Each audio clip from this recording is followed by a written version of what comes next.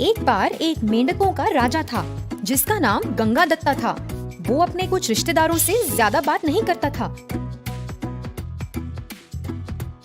क्योंकि उनका उसके प्रति व्यवहार बहुत रूखा था। एक दिन वो अपनी पत्नी के पास गया और बोला, उनकी हिम्मत कैसे हुई मुझसे ऐसे बात करने की? मैं राजा हूँ, मैं उन्हें सबक जरूर सिखाऊंगा। उसकी पत्नी ने उसे सावधानी बरतने को कहा, नहीं तो वो भी मुसीबत में पड़ सकता है। गंगादत्ता ने इस बात पर गौर नहीं किया और अपने कुएं से उछलकर बाहर आया और अपने पानी के चरखे पर बैठ गया। जैसे ही राजा अपने चरखे पर बैठा, उसने प्रियदर्शन नाम के एक सांप को अपने बिल में जाते देखा। गंगादत्ता को एक उपाय सूझा। उसने उस सांप को अपने घर न्योता देने का सोचा, जिससे वो उसे अपने सारे भ्रष्ट रिश्तेदारों को खाने को कह सके। अरे प्रियदर्शन, जरा बाहर आओ तो। वो अपने बिल में था और उसे आवाज आई, पर उसे पता नहीं था कि कौन है। वो उसका दोस्त तो नहीं हो सकता था क्योंकि दोस्त तो उसके थे ही नहीं।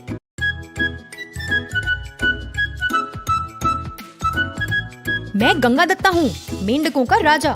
मैं तुम्हारा दोस्त बनना चाहता हूँ। प्रियदर्शन एकदम हैरान था, मगर उसे जानने की उत्सुकता भी थी, इसलिए वो बाहर आ गया। ये नामुमकिन है, हम दोस्त कैसे बन सकते हैं जब हम दुश्मन हैं? मेंढक बोला, हाँ, मैं जानता हूँ कि हम पैदाइशी दुश्मन हैं, पर मुझे तुम्हारी मदद चाहिए। मैं चाहता हूँ कि तुम मेरे सारे दुश्मनों को खा जाओ। सांप बोला, कौन है तुम्हारे दुश्मन? फिर मेंढक ने कहा, मेरे अपने रिश्तेदार। हम सब एक ही कुएं में रहते हैं। वो मेरी इज्जत नहीं करते, इसलिए मेरे दुश्मन बन गए हैं। सांप ने बोला, ओ अच्छा, तुम कुएं में रहते हो, मैं अंदर कैसे आऊँगा? और अगर आ भी गया तो उनको मारते हुए मैं कहाँ बैठूंगा? इस सब का कोई मतलब नहीं, तुम भागो यहाँ से। रुको मेरे दोस्त, मैं तुम्हें इसका रास्ता बताता हूँ और तुम्हें दिखाऊंगा कि पानी के सतह के ऊपर एक बिल है जिसमें तुम आराम से बैठ सकते हो। कृपया बाहर आ जाओ और मेरी मदद करो। मेंढक ने कहा। सांप ने बहुत सोचा। वो बूढ़ा हो रहा था और उसमें एक चूहा पकड़ने की भी ताकत नहीं थी।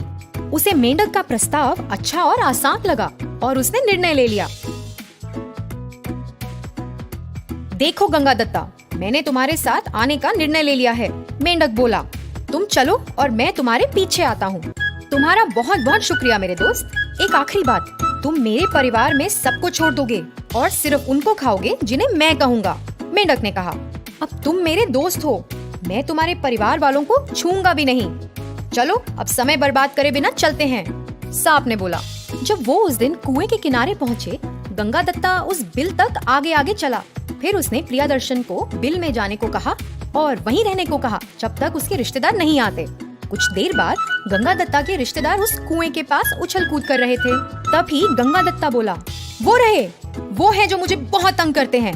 जाओ पकड़ो उन्हें। एक एक करके उस सांप ने जल्द ही गंगादत्ता के दुश्मनों को खत्म कर दिया।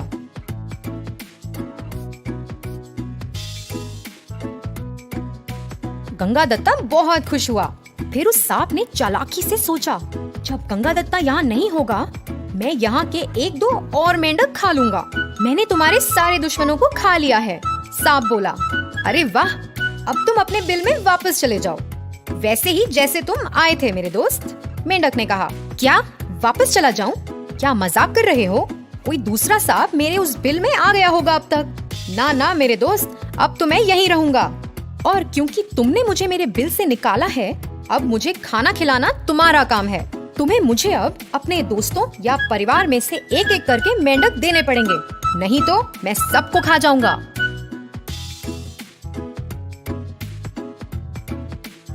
अरे मैं तो कितना मूर्ख हूँ, मैं उसे यहाँ लेकर क्यों आया? अब मेरे पास कोई रास्ता नहीं है। मेंढक ने सोचा। हर एक दिन एक मेंढक की भेंट दी, पर वो सांप वहाँ रुका नहीं। जब राजा वहाँ नहीं होता, वो बाकी कुछ मेंढक भी खा जाता। फिर एक दिन जो दूसरा मेंढक जो प्रियदर्शन ने खाया, वो गंगादत्ता का बेटा था। और गंगादत्ता ने उसे रंगे हाथ पकड़ लिया। अरे नहीं, वो नहीं मेरे दोस्त, वो मेरा बेटा है। पर बहुत देरी हो गई थी और गंगादत्ता का रोना भी उसे वापस ना ला पाया। राजा की बीवी बोली, अब रोने से क्या फायदा? अब कौन तुम्हारी मदद करेगा? तुम ही अपने सब रिश्तेदारों को भस्म करना चाहते थे। अब तुम या तो यहाँ से भागो, नहीं तो उस प्रियदर्शन को मारने का उपाय सोचो।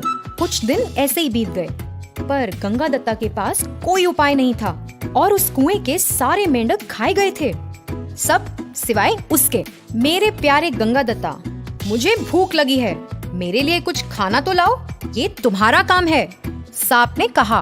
फिर गंगादत्ता ने सोचा, यही समय है जब मैं भाग सकता हूँ। मेरे दोस्त, जब तक मैं जिंदा हूँ तुम भूखे नहीं रहोगे, मुझे यहाँ से जाने दो और दूसरे सारे कुएं से मैं तुम्हें मेंढक ला के दूंगा। मैंने तुम्हें हमेशा अपने भाई समान रखा है, पर अगर तुम ऐसा कर दोगे फिर आज से मैं तुम्हें अपने पिता समान समझूंगा, सांप ने कहा। समय व्यस्त करे बिना मेंढक वहाँ से चला गया। अब मैं अपने लिए कोई दूसरा कुआं ढूंढता हूँ। इसी बीच सांप उस बिल में ही इंतजार कर रहा था। मुझे उसे कभी जाने नहीं देना चाहिए था। अब मैं हार गया हूँ। बहुत दिन बाद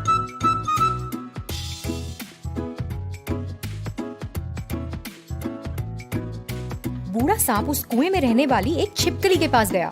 मैडम जी, आप और गंगादत्ता पुराने दोस्त हो, उसे ढूंढो और उसे जल्दी आने को कहो। ठीक है, अगर वो दूसरे मेंढक ना ला पाए, मैं उसे हानि नहीं पहुंचाऊंगा और मैं उसके बिना नहीं रह सकता, सांप ने छिपकली को कहा। दूसरे कुएं में शिकार करते हुए आखिरकार छिपकली को गंगादत्त मिल ही गया। वो बोली, गंगादत्ता, तुम यहाँ क्या कर रहे हो? तुम्हारा दोस्त प्रियदर्शन तुम्हारे इंतजार में बहुत परेशान है। उसने वादा किया है कि वो तुम्हें हानि नहीं पहुँचाएगा। आओ घर चले। मेंढक ने कहा, एक भूखे जीव पर भरोसा नहीं किया जा सकता। मुझे अपना सबक मिल गया है। मुझे अपने रिश्तेदारों को पीठ नहीं दिखानी चाहिए थी, उनके साथ खुशी से रहना चाहिए था। अब वो मुझे कभी नहीं देखेगा, मेंढक ने कहा। तो बच्चों, क्या सीखा आपने? किसी भी परिस्थिति में हमें बुरी संगत का सहारा नहीं लेना चाहिए।